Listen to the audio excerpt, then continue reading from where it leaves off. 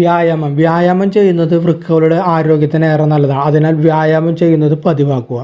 അമിത ശരീരഭാരമുള്ളവർക്ക് വൃക്കകളുടെ ആരോഗ്യം മോശമാകാൻ സാധ്യതയുണ്ട്. അതിനാൽ ശരീരഭാരം ക്രമപ്പെടുത്തി നിയന്ത്രിക്കുക. സസ്യാഹാരങ്ങൾ കൂടുതലായി ഉൾപ്പെടുത്തി ആരോഗ്യകരമായ ഒരു ഭക്ഷണശീലം പിന്തുടരുക. ഭക്ഷണത്തിൽ ഉപ്പിൻ്റെയും പഞ്ചസാരയുടെയും അളവ് പരമാവധി കുറയ്ക്കുക.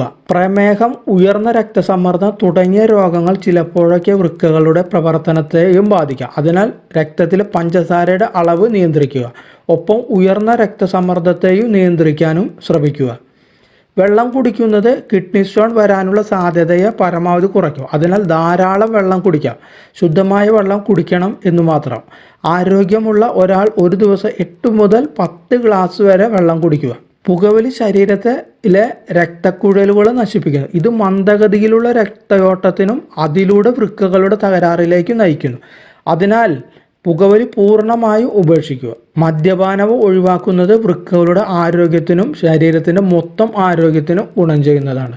അപ്പോൾ ഈ 8 കാര്യങ്ങൾ പരമാവധി ശ്രദ്ധിച്ചു കഴിഞ്ഞാൽ നമുക്ക് ഒരു പരിധി വരെയെങ്കിലും വൃക്കകളുടെ രോഗത്തെ പിടിച്ചു കെട്ടാനായിട്ട് സാധിക്കും.